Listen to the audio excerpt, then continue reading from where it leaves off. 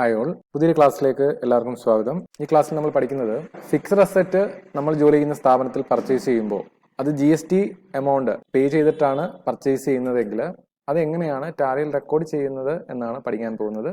ഇതിനു മുമ്പ് നമ്മൾ എങ്ങനെയാണ് സ്റ്റോക്ക് ഐറ്റം പർച്ചേസ് ചെയ്യുമ്പോൾ GST അപ്ലൈ ചെയ്തുകൊണ്ട് അത് റെക്കോർഡ് ചെയ്യുന്നതെന്ന് പഠിച്ചു. പർച്ചേസും സെയിൽസും ചെയ്ത് കഴിഞ്ഞിരുന്നു. എന്നാൽ ഇപ്പോൾ പഠിക്കാൻ പോകുന്നത് ഫിക്സഡ് അസറ്റിനെ കുറിച്ചാണ്. ഫിക്സഡ് അസറ്റ് സ്ഥാപനത്തിന്റെ സ്ഥിര ആസ്തികളാണ്.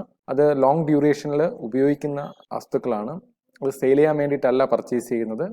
എന്നിരുന്നാലും നമ്മൾ GST പേ ചെയ്തുകൊണ്ടാണ് ഫിക്സഡ് അസറ്റ് പർച്ചേസ് ചെയ്യുന്നതെങ്കിൽ അത് റെക്കോർഡ് ചെയ്യുമ്പോൾ നമ്മൾ പേ ചെയ്ത ഇൻപുട്ട് GST എമൗണ്ട് അതിനകത്ത് അപ്ലൈ ചെയ്തുകൊണ്ട് വേണം റെക്കോർഡ് ചെയ്യാൻ. സാധാരണ നമ്മൾ ചെയ്യുന്നത് വൗച്ചേഴ്സിൽ പേയ്മെന്റ് വൗച്ചറിൽ ക്യാഷ് കൊടുത്താണ് പേ ചെയ്യുന്നതെങ്കിൽ പേയ്മെന്റ് വൗച്ചറിലാണ് അത് നമ്മൾ ചെയ്യേണ്ടത്. GST പേ ചെയ്തുകൊണ്ടാണ് അത് പർച്ചേസ് ചെയ്യുന്നതെങ്കിൽ നമ്മൾ ഉപയോഗിക്കേണ്ട വൗച്ചർ പർച്ചേസ് വൗച്ചറാണ്.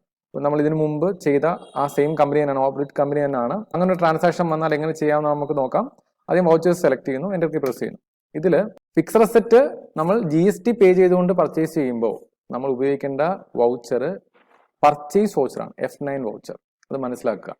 അപ്പോൾ ഇതിനു മുമ്പ് ഞാൻ പല ക്ലാസ്സുകളിലും പറഞ്ഞിരുന്നത് നമ്മൾ ഇത് സ്റ്റോക്ക് ഐറ്റം പർച്ചേസ് ചെയ്യുമ്പോഴോ സെയിൽസ് ചെയ്യുമ്പോഴോ ഒക്കെയാണ് നമ്മൾ ഇത് ഉപയോഗിക്കേണ്ടത്. അല്ലെങ്കിൽ GST എമൗണ്ട് പേ ചെയ്തുകൊണ്ടാണ് നമ്മളൊരു ഫിക്സഡ് അസറ്റ് പർച്ചേസ് ചെയ്യുന്നതെങ്കിൽ അപ്പോൾ ഉപയോഗിക്കേണ്ട മോഡുണ്ട്. ഇതിൻ്റെ പ്രധാനമായും 3 മോഡുണ്ട്. 2 മോഡ് നമ്മൾ പരിചയപ്പെട്ട് കഴിഞ്ഞതാണ്. ഇവിടുന്ന് കൺട്രോൾ കീയും H കീയും കൂടി ഒന്നിച്ച് പ്രസ് ചെയ്യുമ്പോൾ നമുക്ക് ആ മോഡ് ചേഞ്ച് വൗച്ചർ മോഡ് എന്നുള്ളൊരു ഓപ്ഷൻ കിട്ടും. അതിൽ ഐറ്റം ഇൻവോയ്സ് ഉണ്ട്. ഐറ്റം ഇൻവോയ്സിലാണ് നമ്മൾ നിലവിൽ നിൽക്കുന്നത്. അതായത് സ്റ്റോക്ക് ഐറ്റത്തിന്റെ ആ രീതിയിൽ അതിന്റെ സ്റ്റോക്കിന്റെ ഡീറ്റെയിൽസ് കൊടുത്ത് റേറ്റ് കൊടുത്ത് GST ഒക്കെ അപ്ലൈ ചെയ്തെന്തോ നമുക്ക് ഇതിൽ ചെയ്യാൻ സാധിക്കും. അതുകൂടാതെ അക്കൗണ്ടിങ് ഇൻവോയ്സ് ഉണ്ട്, ആസ് വൗച്ചർ ഉണ്ട്. ആസ് വൗച്ചർ നമ്മൾ ചെയ്താണ് ജസ്റ്റ് ഒരു ജേണൽ എൻട്രി പോലെ, അതായത് സ്റ്റോക്കിന്റെ ഒന്നും ഡീറ്റെയിൽസ് കൊടുക്കാതെ ജസ്റ്റ് ഡെബിറ്റും ക്രെഡിറ്റും ആയിട്ടുള്ളൊരു എൻട്രി മാത്രം ഇട്ട് പോകാനാണ് എങ്കിൽ ആ ഒരു മോഡ് ഉപയോഗിക്കാം. അത് നമ്മൾ ആദ്യത്തെ ക്ലാസ്സുകളിൽ ചെയ്തിട്ടുള്ളതാണ്. അക്കൗണ്ടിങ് വൗച്ചേഴ്സ് എന്ന മോഡാണ് നമ്മൾ ഇങ്ങനെയുള്ള കാര്യങ്ങൾ ചെയ്യാൻ വേണ്ടിയിട്ട് യൂസ് ചെയ്യേണ്ടത്. അതായത് സപ്പോസ് ഒരു സർവീസ് ബില്ലാണെന്ന് വിചാരിക്കാം.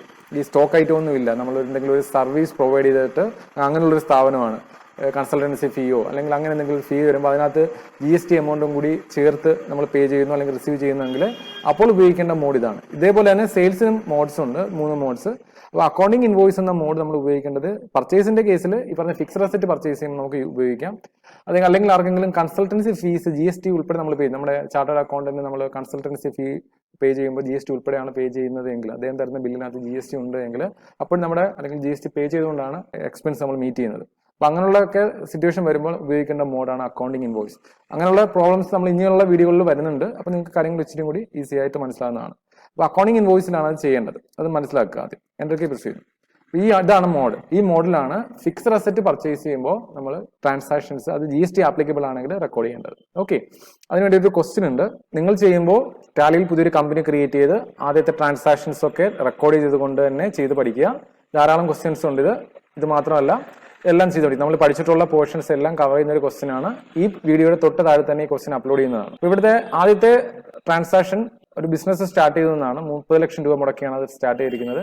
അത് അദ്ദേഹം ബാങ്കിൽ അപ്പോൾ തന്നെ ഡെപ്പോസിറ്റ് ചെയ്യുന്നു പറയുന്നുണ്ട്. അപ്പോൾ നമുക്കിത് ക്യാപിറ്റൽ ക്രെഡിറ്റ് ചെയ്യുകയും ബാങ്ക് അക്കൗണ്ട് ഡെബിറ്റ് ചെയ്തുകൊണ്ട് ഫസ്റ്റ് ട്രാൻസാക്ഷൻ റെസീപ്റ്റ് വൗച്ചറിൽ ചെയ്യാവുന്നതാണ്.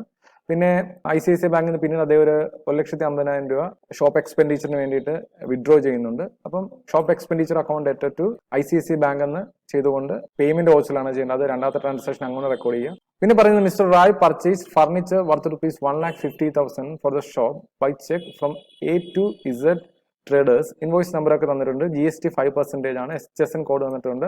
ടാക്സിബിൾ വാല്യൂ ഒക്കെ ഇവിടെ തന്നിട്ടുണ്ട് സെപ്പറേറ്റ്. അപ്പോൾ ഇതൊരു പർച്ചേസ് ഫിക്സഡ് അസറ്റ് ആണ് പർച്ചേസ് ചെയ്യുന്നത്. ഇതിന് GST ആപ്ലിക്കബിൾ ആണ്. ഇതിന് തൊട്ട് താഴെ തന്നിരിക്കുന്നതും GST ആപ്ലിക്കബിൾ ആയിട്ടുള്ള ഫിക്സഡ് അസറ്റ് പർച്ചേസ് ചെയ്യുന്നതാണ്. അപ്പോൾ ഈ ഒരു ട്രാൻസാക്ഷൻ ഞാൻ നിങ്ങളെ ചെയ്ത് കാണിക്കാം. ബാക്കിയുള്ള ഈ ട്രാൻസാക്ഷൻസ് എല്ലാം, ഈ cellphone, computer, electrical fittings, app trucks, ഇതൊക്കെ GST ആപ്ലിക്കബിൾ ആയിട്ടുള്ള ഫിക്സഡ് അസറ്റ് ആണ്. ഇതിന്റെ എല്ലാം അണ്ടർ ഫിക്സഡ് അസറ്റ് ആണ് വരുന്നത്. ഈ ചെയ്യുന്ന രീതിയിൽ തന്നെ ഇത് ചെയ്യാം. ഇത് കൂടാതെ ഇതിനകത്ത് ഡിപ്രീസിയേഷൻ പറയുന്നുണ്ട്. ഈ ഡിപ്രീസിയേഷന്റെ അഡ്ജസ്റ്റ്മെന്റ് നമ്മൾ ചെയ്യേണ്ടത് ഫൈനൽ അക്കൗണ്ട്സ്, അതായത് 31 മാർച്ച് വർഷാവസാനമാണ് ചെയ്യേണ്ടത്. ഇപ്പോൾ അത് ചെയ്യേണ്ട കാര്യമില്ല. അപ്പോൾ ബാക്കിയുള്ള കാര്യങ്ങളെല്ലാം നിങ്ങൾ ചെയ്ത് മുന്നോട്ട് പോകാം. ആദ്യത്തെ ട്രാൻസാക്ഷൻ എങ്ങനെ ചെയ്യുന്നത് നമുക്ക് നോക്കാം. അപ്പോൾ ഇവിടെ പർച്ചേസ് വൗച്ചറാണ്. നമ്മൾ അക്കൗണ്ടിങ് ഇൻവോയ്സ് എടുത്തു. ഇവിടെ ഇൻവോയ്സ് നമ്പർ ഒക്കെ തന്നിട്ടുണ്ട്. 303 ആണ്. അത് അവിടെ കൊടുക്കാം. 303 എൻ്റർ കീ പ്രസ് ചെയ്യുന്നു. പാർട്ടീസ് നെയിം തന്നിട്ടുണ്ട്.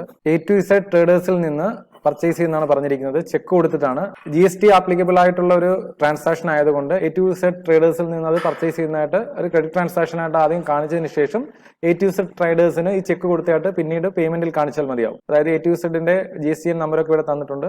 അതുകൊണ്ട് A to Zൽ നിന്ന് കടമായിട്ട് ഈ ഫർണിച്ചർ പർച്ചേസ് ചെയ്യുന്നതായിട്ട് കാണിച്ചാൽ മതി ആദ്യത്തെ ട്രാൻസാക്ഷൻ. പിന്നീട് ഇത് പേയ്മെന്റിൽ ഇദ്ദേഹത്തിന് ചെക്ക് കൊടുക്കുന്നതായിട്ട് പിന്നീട് കാണിക്കുകയും ചെയ്യാം. ഓക്കെ, അപ്പൊ ആദ്യം നമ്മൾ ഇവിടെ A to Z ട്രേഡേഴ്സ് എന്നാണ് ക്രിയേറ്റ് ചെയ്യേണ്ടത്. Alt+C പറഞ്ഞ് ക്രിയേറ്റ് ചെയ്യുന്നു.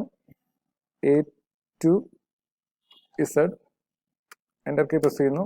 പർച്ചേസ് ആൻഡ് സൺട്രി ക്രെഡിറ്റർ ആണ്. എന്റർ കീ ഈ A to Z ട്രേഡേഴ്സിന്റെ സ്ഥലം കേരള തന്നെ കൊടുക്കുകയാണ്. അതുകൊണ്ട് GST ആപ്ലിക്കബിൾ ആകുന്നത് CGSTയും SGSTയും ആയിരിക്കും. എന്റർ കീ പ്രസ് ചെയ്യുന്നു. Ctrl+A പറഞ്ഞ് സേവ് ചെയ്യും.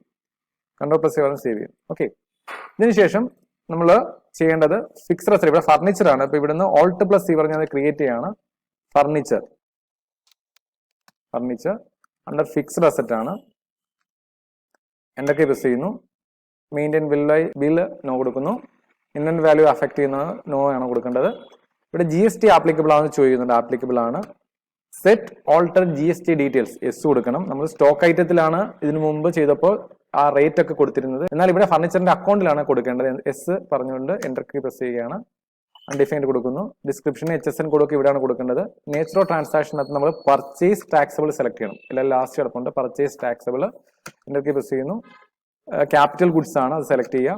ഇവിടെ 5% ആണ് പറയുന്നത്. ക്വസ്റ്റിന് തന്നിരിക്കുന്നത് 5% ആണ്. ഇവിടുന്ന് 5% കൊടുക്കുമ്പോൾ 2.5 സെൻട്രലും സ്റ്റേറ്റുമായിട്ട് ഡിവൈഡ് ചെയ്യും. എന്റർ കീ പ്രസ് ചെയ്ത് സേവ് ചെയ്യാം. ഓക്കെ, ഗുഡ്സ് ആണ്. എന്റർ കീ പ്രസ് ചെയ്യുന്നു. കേരളയാണ്.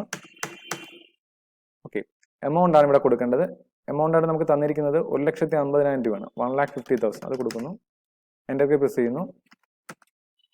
ഇതിനുശേഷം നമ്മൾ ചെയ്യേണ്ടത് CGSTയും SGSTയും ആണ് ഇവിടെ ആപ്ലിക്കബിൾ. എന്തുകൊണ്ടെന്നാൽ കേരളത്തിനുള്ളിൽ തന്നെ ഉള്ളൊരു സ്ഥാപനമായിട്ടാണ് A to Z എന്ന സ്ഥാപനത്തെ നമ്മൾ ക്രിയേറ്റ് ചെയ്തിരിക്കുന്നത്. നമ്മുടെ സ്ഥാപനം കേരളത്തിനുള്ളിൽ തന്നെ ഉള്ള ഒരു സ്ഥാപനമായിട്ടാണ് നമ്മൾ ഓർബിറ്റ് ട്രേഡിംഗ്സ് ആണ് ഇതിനു മുമ്പ് നമ്മൾ ചെയ്ത ട്രാൻസാക്ഷൻസിനകത്ത് അത് പറഞ്ഞിട്ടുണ്ടായിരുന്നു. അതായത് ആദ്യം നമ്മൾ ക്രിയേറ്റ് ചെയ്ത കമ്പനി കേരളത്തിനുള്ളിലുള്ള കമ്പനിയാണ്, തിരുവനന്തപുരത്തുള്ള കമ്പനിയാണെന്നൊക്കെ പറഞ്ഞിട്ടാണ് ക്രിയേറ്റ് ചെയ്തത്. ആ കമ്പനിയാണ് ഇവിടെ നമ്മൾ ഉപയോഗിച്ചിട്ടുള്ളത്. ഓക്കെ, അപ്പോൾ ഇവിടുന്ന് സ്പേസ് ബാർ അടിക്കുന്ന ഉള്ള അക്കൗണ്ട്സ് ഒക്കെ അറിയാം. പർച്ചേസ് ആയതുകൊണ്ട് നമ്മൾ ഉപയോഗിക്കേണ്ട ഇൻപുട്ട് CGSTയും ഉണ്ടോ 3,750 രൂപ GST എമൗണ്ട് ഓട്ടോമാറ്റിക്കലായിട്ട് ഇവിടെ കാൽക്കുലേറ്റ് ആയി. എന്റർ കീ പ്രസ് ചെയ്യുന്നു. ഇൻപുട്ട് SGSTയും ആണ്. ഓക്കെ, എന്റർ കീ പ്രസ് ചെയ്യുന്നു. സേവ് ചെയ്യുന്നു. ഇങ്ങനെയാണ് ഒരു fixed asset GST amount pay ചെയ്തുകൊണ്ട് നമ്മൾ പർച്ചേസ് ചെയ്യുമ്പോൾ ട്രാൻസാക്ഷൻസ് ടാലിയിൽ റെക്കോർഡ് ചെയ്യേണ്ടത്. ഇതിന്റെയും നമുക്ക് ഈ പറയുന്ന ഇൻപുട്ട് ടാക്സ് ക്രെഡിറ്റ് കിട്ടുന്നതാണ്. അതായത് നമ്മൾ ഇൻപുട്ട് ടാക്സ് GST പേ ചെയ്തിട്ടുണ്ട്. GST സെറ്റ് ഓഫ് ഒക്കെ ചെയ്യുന്ന സമയത്ത് ഈ പേ ചെയ്ത എമൗണ്ട് നമുക്ക് സെറ്റ് ഓഫിന് വേണ്ടി യൂസ് ചെയ്യുന്നതാണ്.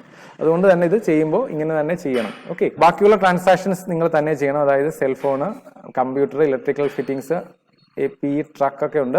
ഇതെല്ലാം അണ്ടർ ഫിക്സഡ് അസറ്റ് കൊടുത്തുകൊണ്ട് ഈ എമൗണ്ട് കൊടുത്ത് ഈ GST ആപ്ലിക്കബിൾ ആക്കിക്കൊണ്ട് തന്നെ ഈ പറയുന്ന നമ്മളിപ്പോൾ ചെയ്ത ആ വൗച്ചറിൽ തന്നെ ആ മോഡിൽ പർച്ചേസിൽ അക്കൗണ്ടിങ് ഇൻവോയ്സ് മോഡിൽ ചെയ്ത് പഠിക്കേണ്ടത്. ബാക്കിയുള്ള ട്രാൻസാക്ഷൻ ഒക്കെ നമ്മൾ പഠിച്ചിട്ടുള്ളതാണ്. ഇത് പേറോളുമായി ബന്ധപ്പെട്ടതാണ്.